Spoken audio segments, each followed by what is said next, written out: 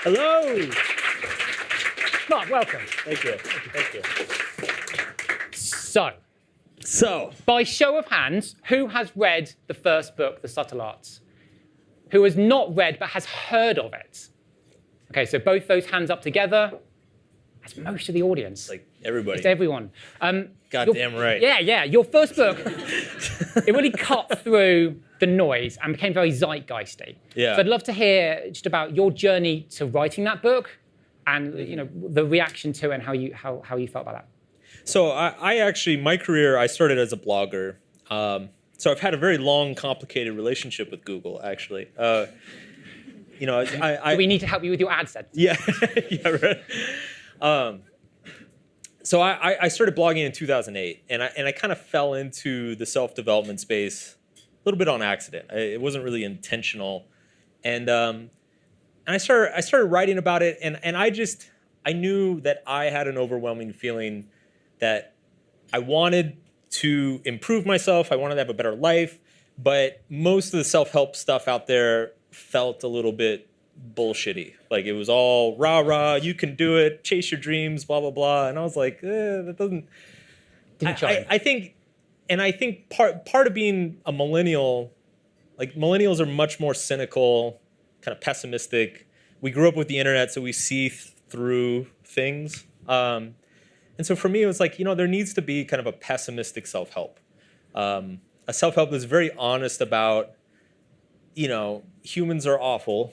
And instead of like, just believe in yourself and chase your dreams, it's like, let's actually like, no, let's just try to be less awful. Let's start with less awful. Yeah. And then we can talk about dreams later. Okay. And yeah, it took off. And I think it really struck a chord primarily with my generation, but then it's since kind of spread out. And what were for the people who've not read it, what are kind of the key takeaways that you wanted to land with that first book? The big argument in Subtle Art, by the way, can everybody hear me? Okay, good. The big takeaway, like the big argument in Subtle Art was I wanted to write a book. There's so many books out there about how to make money and how to make friends and how to be successful. And I wanted to write a book that questioned what your definition of success was. It's easy to find a book about how to make money, but there are not many books that ask you why you want to make money or whether you should want to make money. And so I wanted to get people to actually question how they were measuring their lives, how they were measuring themselves, because I felt like that was the conversation that was kind of missing very much in the culture at the time. Yeah, brilliant. One of the things that I picked up from reading the first book was that the media, because it needs to sell clicks and advertising, tends to focus on the extremes, the extremely good, the extremely poor, and so forth. And I wondered what your thoughts are on doing talks, so forth. How we teach young people that actually it's fine to be average. Like it's fine to question, do I want that dream, that Instagram fame, and so forth? It's how do we teach young people that being average is fine? Starting with the big questions. Yeah, right. I think it's hard. It's something that we're having to learn the hard way as a culture right now, because for most of human history, we celebrated the extremes. The people who were the best, or the worst, or the most notable, and the internet has made it such. I think the joke that I make in the book is that no matter what you're good at, there's an 11-year-old on YouTube who's better than you. And so, like, that's actually it's disconcerting in a lot of ways. It actually makes maintaining an identity and being validated for that identity much more difficult. Back in the day, you just hung out in your neighborhood. So if you were the best guitar player in your neighborhood, like you were the guitar guy, and everybody recognized you as the guitar guy, and it felt good to be the guitar guy. And because everything's so global now, you don't really get to be the guitar guy anymore, because there's so many people on YouTube who are better than you. And so I think the big challenge today is a perspectival shift, is being aware of what you're being exposed to online, and then understanding your own relationship with that.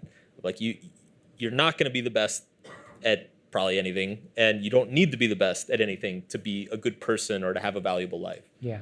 And we're not told that because that's not the dream that people want to hear. Perhaps. No, and it's not, it's not sexy. It doesn't sell. That's not a message that sells easily. Yeah. And it doesn't grab attention. You know, it's the 11-year-old playing a guitar with his toes. Like, that grabs attention. Yeah. Somebody being like, hey, man. It's 14-year-olds winning $1 million on Fortnite over the weekend. Yeah. I mean, and so it's not, there are not many people saying like, hey, the 99.99% of us who are never going to experience any sort of extreme like that, like, your life is still valuable, it matters, even though nobody's like clicking like on your... And a lot of the book was questioning, I mean, you mentioned there, but asking, should making money be the thing that drives you? And you really dive into values. And in your new book, Everything is Fucked, a book about hope. So sort of a positive title. Sure. You delve more into the reasons that we as Western society, despite being better off than we're healthier, we live longer, there's a malaise, perhaps, that we feel everything is terrible. Mm-hmm. What do you think is driving that malaise? I think there are a few things. So to kind of catch everybody up, one of the things I start with in the new book is there's this thing called the Easterland paradox, which is basically what they find is that the wealthier, safer, and more developed, not just the country, but even like cities, neighborhoods, the higher the incidences of depression, anxiety, suicide, and so on. And so there's a little bit, you know, materially life is better than it's ever been in the history of the human race. Yet there's just huge amounts of pessimism, mental health issues, despair, despondence that's going on in our culture. And you know, the book is mainly about investigating kind of why that is. What is it about having such a comfortable life that makes it hard to find meaning or hope? And I think there are a few answers. One is very philosophical, which is I argue that we actually, having a certain amount of struggle or challenge in our lives is what makes our life feel meaningful. It's that overcoming of some sort of obstacle that gives us that pride, gives us that sense of like, hey, I did something good. Like, my life meant something. And so much of our economy and innovation is based around removing challenges and removing barriers and removing obstacles from between us and what we want. And so I think kind of an unintentional side effect is that as we remove that friction from our goals and desires, those goals and desires lose the meaning. They lose the sense of importance because we didn't feel like we fought for them. I think that's part of it. I think two is just on a much more kind of, I think the human mind kind of has a bandwidth limit. You know, it's fun talking about this at Google because I think the original kind of architects of the internet and all this technology, there was a very hopeful, idealistic sense of like, if we just give people all the information and the truth is going to win out. Everybody's going to get smarter. We're all going to like figure out what's true and important, and we're all going to agree on everything. And clearly that happened. No, actually, the total opposite happened. And I think it's just at a certain point, the human mind maxes out. And once we max out, we start taking shortcuts. Our brain starts taking shortcuts. And those shortcuts look like, you know, it's things like prejudice, stereotypes, bigotry, you know, blanket assumptions about certain groups or ideas. And so in many ways, the wealth of information or the infinite amount of information has in many ways made us less informed and more irrational about how we approach the world. And that's because we often lead with our emotions rather than with our thoughtful processes. Yes. Our emotions are what yes. It takes way more energy to approach information from an analytical, you know, kind of from a conscious, rational point of view. And we only have a certain amount of mental energy in the day. And so once we tap that out, we just kind of, we're like, fuck it, Earth's flat. Yeah. You know, let's go, let's do it. So in the book, you talk about the foundation someone needs to build and maintain this sense of hope that we might be lacking. You've got 3 pillars: sense of control, belief in something, and community. Yeah. If you could talk through those. Sure.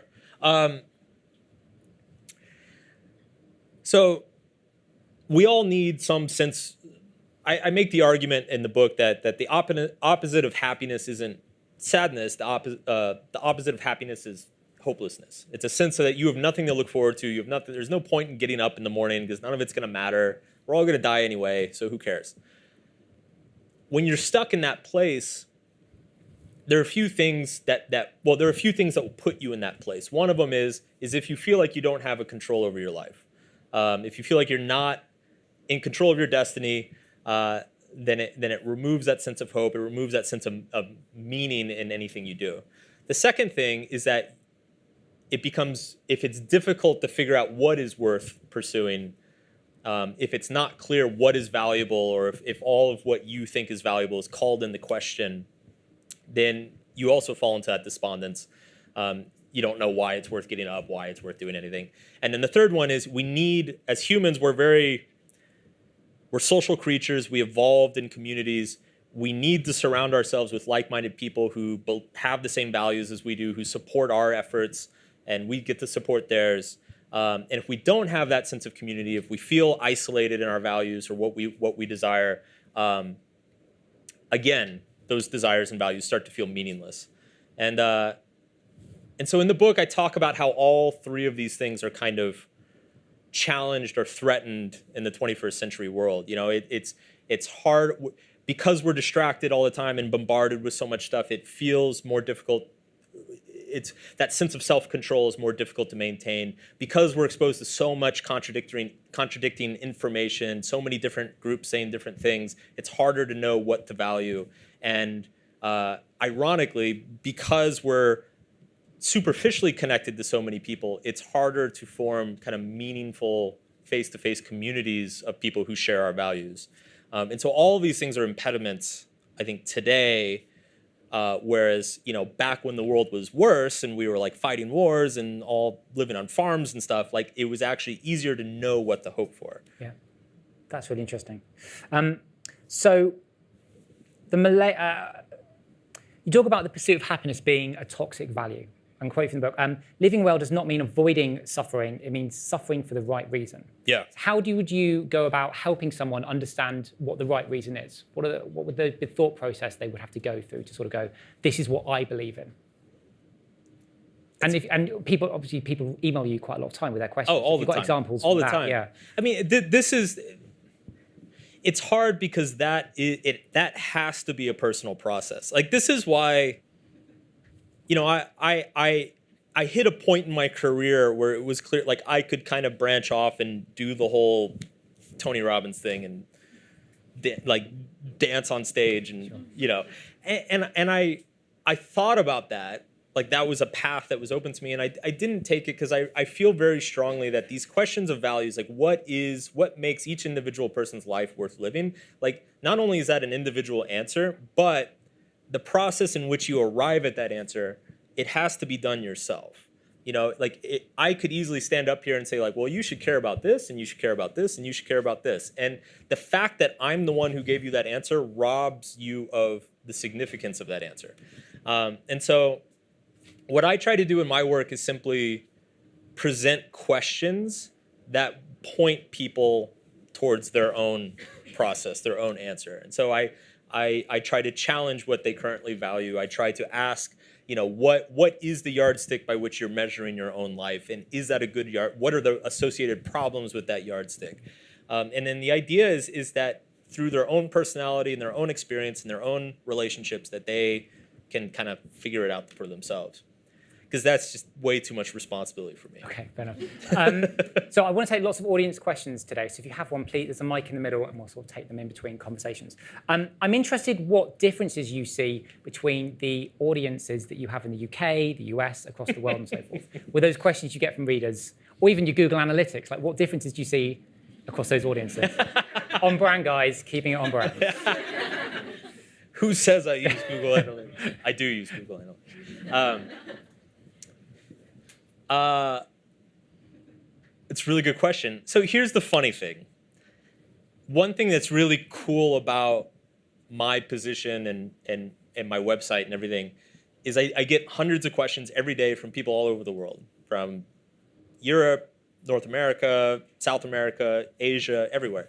And it's really amazing to see that people's concerns, like the fundamental core issues in people's lives, are all the same everywhere. Like they've got relationship problems, like they're upset about a relationship, they're upset about their job, or they're miserable, they don't know what to do. Like that's pretty much like 99% of the questions I get. Now they're couched in different cultural language. Okay. So the way somebody in India will express it will have a lot of kind of cultural assumptions and context that maybe somebody in the United States or here in the UK wouldn't. But ultimately, it's the same stuff, you know. Like I'll get somebody from the U.S. who's like, I'm on Tinder all day and I can't meet a guy like, and then from India it'll be, my parents want me to marry this guy and I don't know how to tell them no, you know. But ultimately it's like they're just not happy. They're not happy in their relationships. That's good. And how does the questions, the feedback you get from writers, from readers, how does that change the content and style of your writing? Is the second book remarkably different from the first in kind of the approach you took to it, having had that success? The second one is more intellectual. You know, I kind of, Subtle Art is like, it's a self-help book with a little bit of philosophy snuck into it. This is more like a philosophy book pretending to be a self-help book. You definitely, it showed you done, there's a lot of footnotes and notes in the back, right? And like papers and links to research that you've done a lot of research for it. Yes. And I think maybe some of that was a little bit of my bruised ego, but like one of the criticisms I got after Subtle Art was, this guy's just making shit up. Like, you know, what does he know? And I'm like, no, I did a lot of research, you know, like I'm researching all the time. So here I tried to show my work. But I think with this book, it was important for me to, I guess, challenge myself to go to another kind of intellectual depth that I hadn't done before. Because I think the last thing I wanted to do was to just kind of rewrite another version of Subtle Art. You know, and that would be the easiest thing to do. That'd probably make the most money. But for me as a writer, like it was important for me to push my limits and push my boundaries. In terms of your original question, like how do readers affect my writing process? Often I question this decision, but I've been very steadfast about reading most of my own email. Okay. You know, I have an assistant who screens out like trolls and spam and stuff, but ultimately I read the majority of reader email I get. And for me, it just feels very important to kind of keep my finger on the pulse of what people are going through.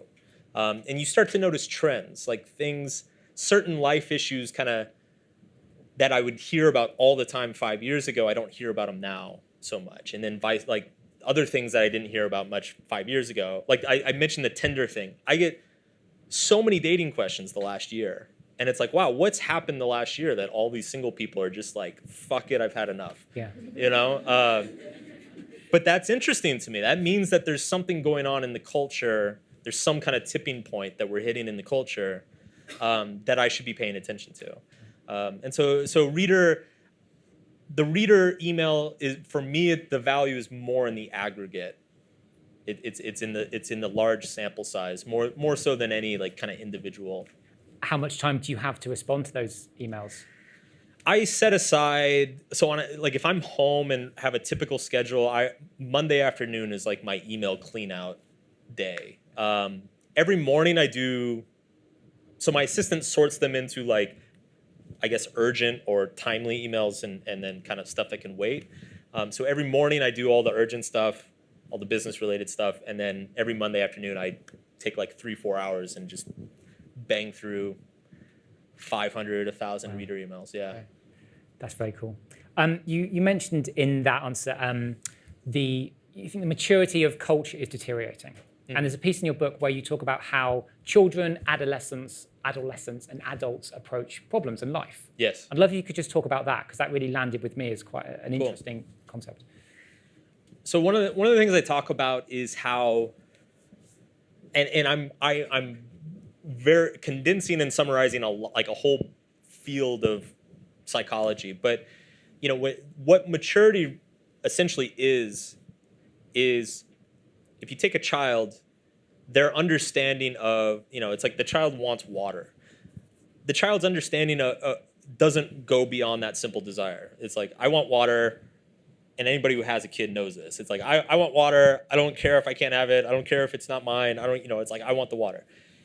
Eventually what starts to happen is the child like realizes that there are consequences for these desires. That, if it's not my water, I need to ask permission because somebody will get upset, or there are certain rules of like, you're not supposed to drink water at these parts of the day, or you have to ask permission from this person. And so as we get into adolescence, we start understanding that there are other people in the world and that we have to kind of negotiate our way through much of life. We have to understand that like, you can't just go around doing whatever the hell you want because people will hate you and there are consequences.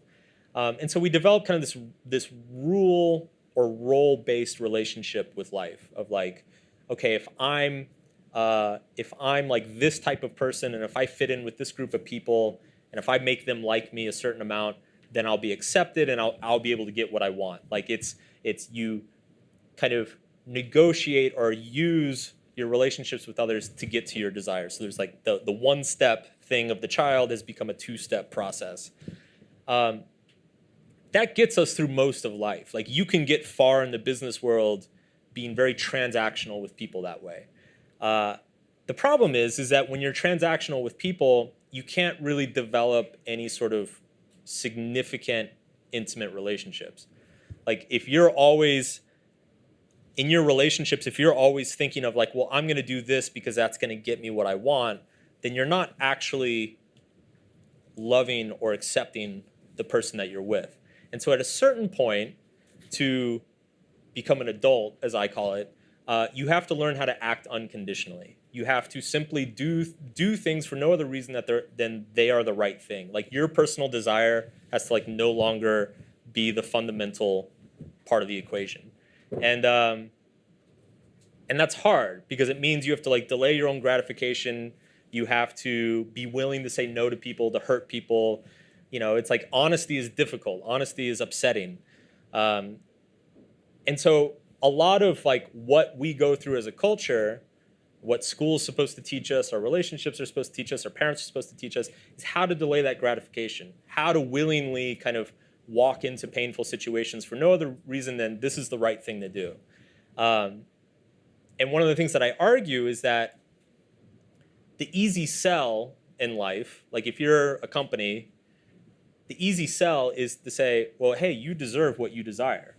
You shouldn't have to ask your boss for permission. You shouldn't have to ask your wife, like, you deserve this car. Like, go get it. Like, that's always the easy sell. And so the more we optimize our culture based on, giving people exactly what they want when they want it, the more you kind of push people back towards this childish level of maturity of like, I deserve this for no other reason than I want it.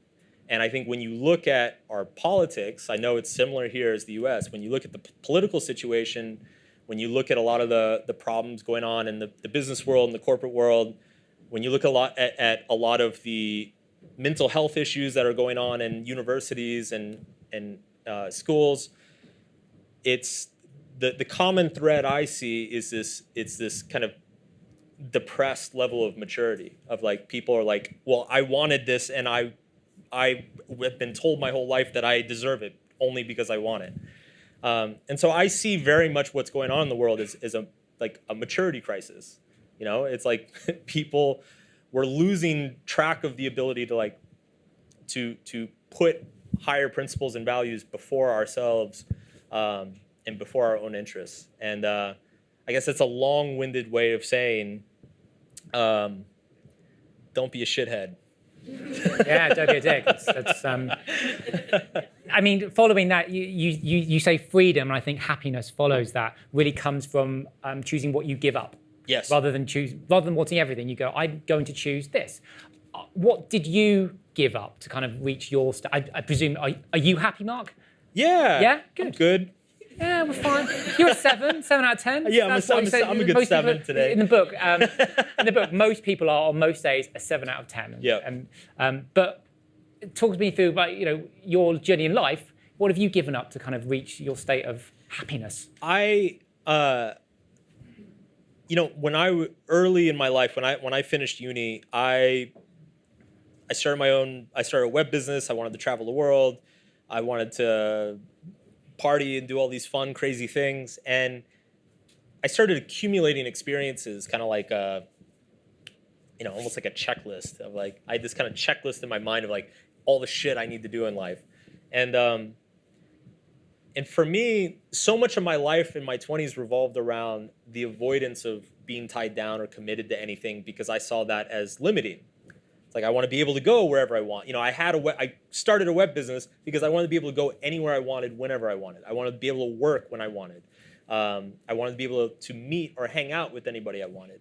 I started studying languages because I wanted to be able to talk to anybody I wanted. So everything was an expansion of options. And eventually, I kind of came to the conclusion that the problem with seeing freedom in terms of like always having more options is that there's a diminishing return to options. And even past that, I would say there's a certain threshold where more options actually generate more anxiety, because then you start getting FOMO. You're like, well, shit, if I can go to 20 different places this month, that actually becomes a crippling decision because you're so afraid of the 19 that you're going to have to give up. And so it took me a long time. It took me until I was like well into my 30s to realize that actually what freedom really is choosing. It's not having more options. It's knowing what to give up. It's knowing what you're committed to. And so I in the book I try to, and I think this is probably a bigger thing in the U.S. because in America we're like guns and beer and freedom and but I try to redefine freedom to away from this kind of conventional idea of just having more options, more stuff, and have a more philosophical definition of like what real freedom is choosing what your own limitations are, because ultimately we're all limited, we're all confined, life is finite, and so the way to maximize that life and that energy and that attention is to be very conscious of what you're giving up every step of the way.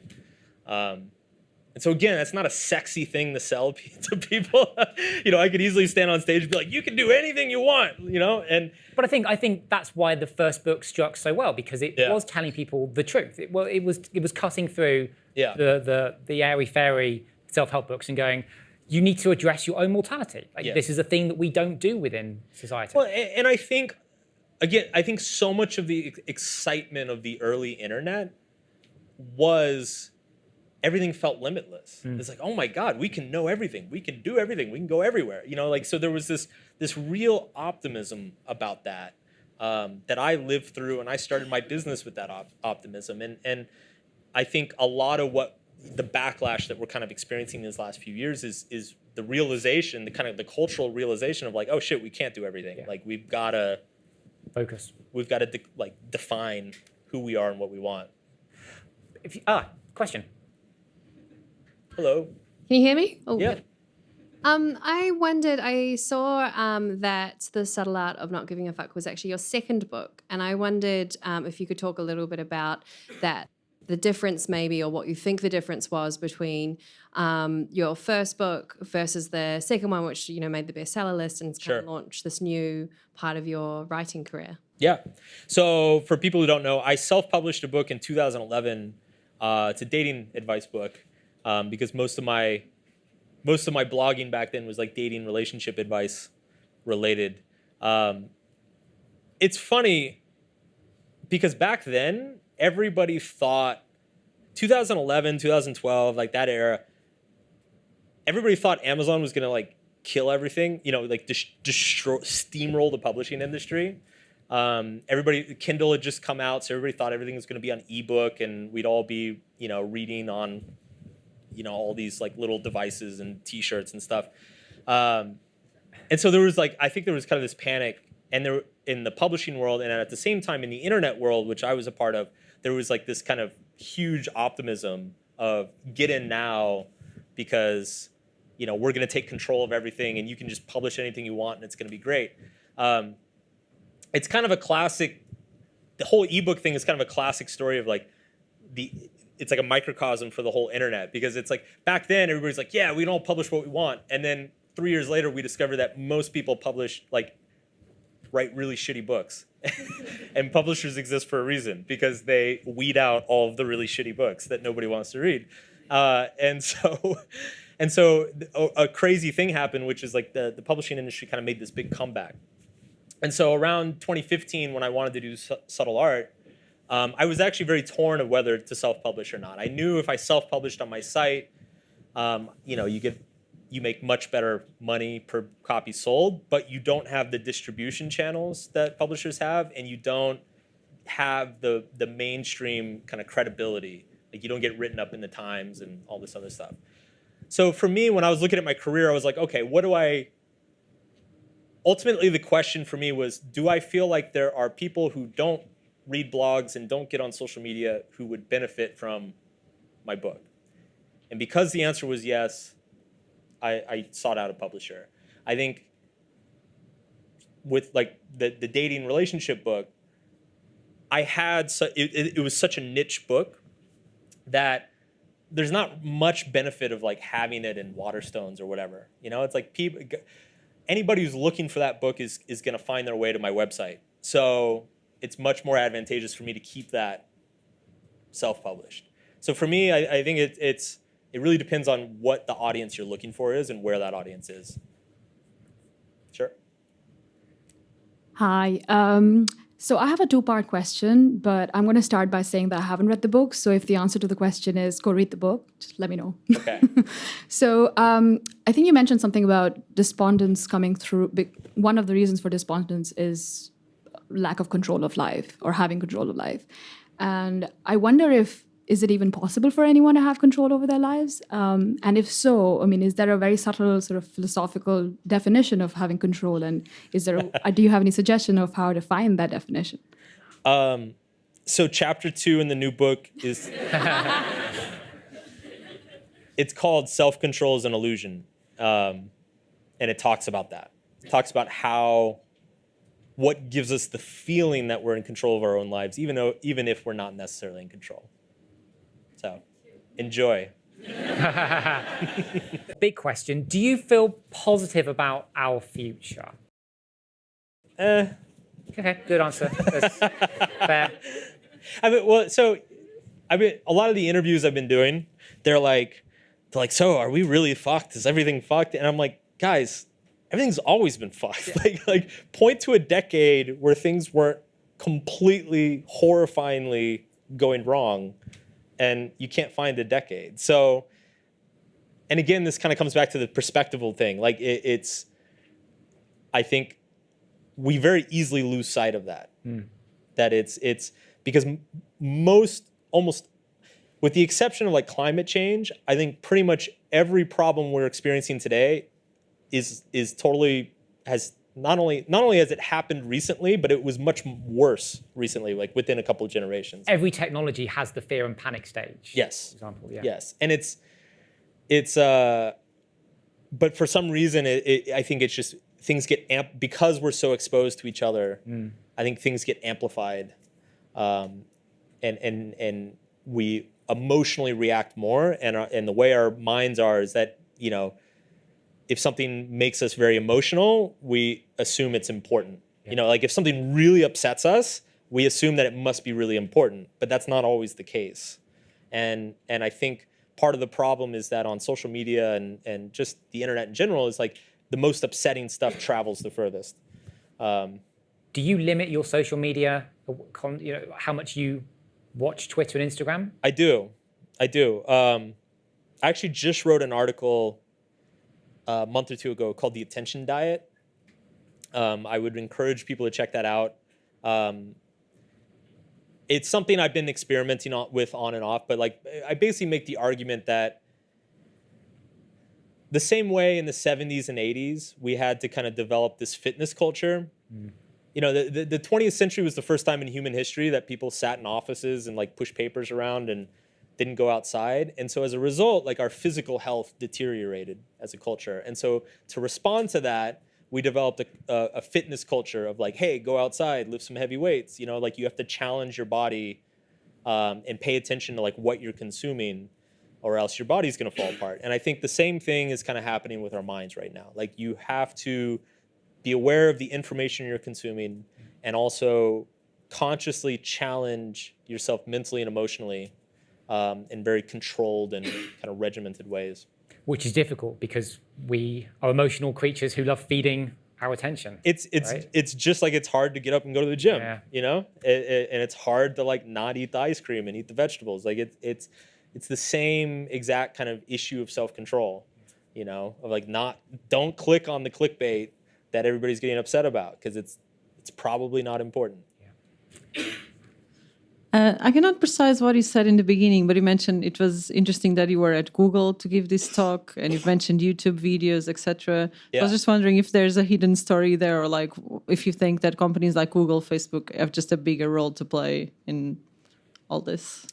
I think you do have I was actually telling you this at lunch. Like I think if anybody's going to find solutions to these problems, it's going to be these companies. Like you guys not as much as like Facebook, but a lot of the tech companies have become easy punching bags, and I don't think that's totally fair. Like I think all these problems emerged out of good intentions, and but I also think the tech companies are in the best position to innovate the solutions to these problems. So I got no hard feelings. Hi. This question will probably sound a bit shallower than the previous ones, but I'm curious about the book's title. Like, how did you choose to use it? Yeah. Did you get any backlash for it or criticism on account of it? And also, is the smudge on the letter U a stylistic choice or something the publisher requested that you do? What, the splat? Yeah. Oh, I did the splat. I'm actually very proud of that.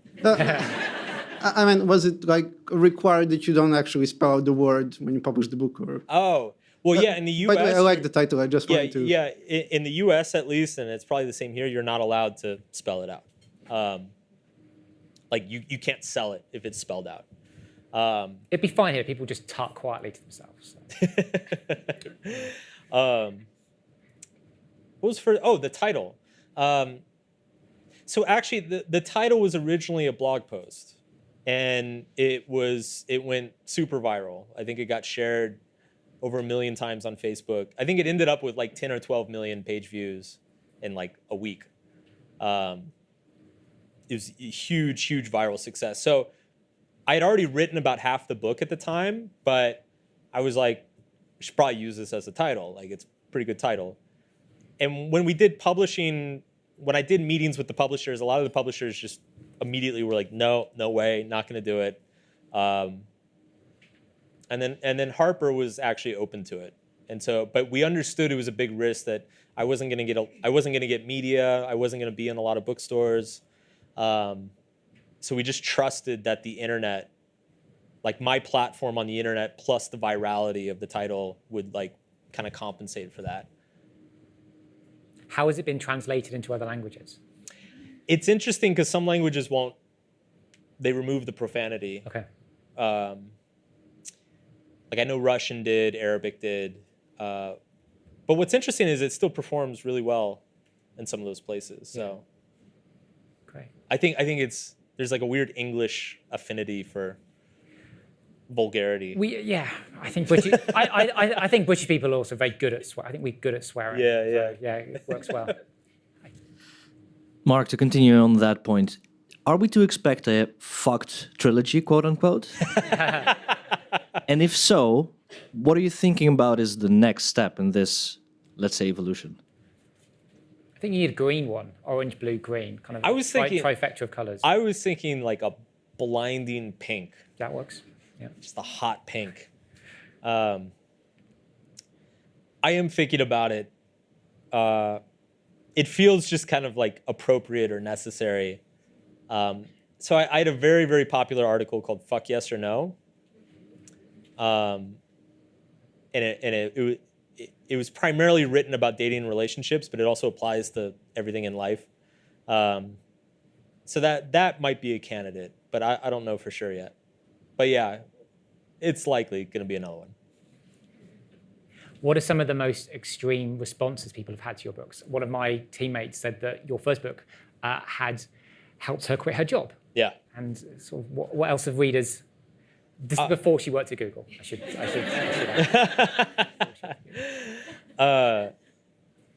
There have been some pretty crazy stories. Actually, I was just in Australia before I came here. I was at an event, I think in Brisbane, and I have like little meet and greets before the event, and this family came in, two older parents and then a daughter who was probably 25 or so. And the daughter came in, she was like very happy, excited to meet me, and the mom started talking to me, and the father, who was like kind of this, old school Aussie bloke, he's just sobbing, and the wife is like, oh my God, he's already emotional, and he's just bawling his eyes out, and he hasn't even said anything to me yet. And it turned out he ended up telling me, he said that he was a cancer survivor. And he said that when he was going through chemo, he said he hadn't read a book in 20 years. And when he was going through chemo, he read Subtle Art like 6 or 7 times in a row. He just kept reading it over and over and over again. And he's just like blubbering. I end up hugging him, and he's just like snotting all over me. And it's like, holy fuck, man. So there's incredible stuff like that. And it's so, the book sales are amazing, and the bestseller list and everything. Like, I'm proud of that, but it's like moments like that where it's just like, okay, I did something. I did something. Yeah. you really affected people's lives. And made them better. Yes. So, yeah, that was a highlight. All right. So to finish us off, what would you like? You've an audience of Googlers here. How can they make their lives and the world a better place? What's the first 2 or 3 things we should go and do tomorrow? I think the one of the most important things, especially for this group, because you guys live and breathe and are creating this part of creating this ecosystem, is this idea of attention diet or attention fitness. Like, I think this is a concept that it's become just the last year or two, it's becoming prominent in the culture, and I think it's going to continue to become prominent, and it's going to become a very important discussion, and I definitely think Google will have a role to play in that. And just as individuals, I think it's important for all of us individually. Choose your commitments. There's freedom in commitment because it liberates you from all of the unnecessary options that you're always presented. And then I would say you're never going to rid your life of struggles or problems. So the real goal is to simply find meaningful struggles and problems. Struggles and problems that are worth having. So. Brilliant. Well, with that, please join me in a massive round of applause for Mark Manson. Thank you.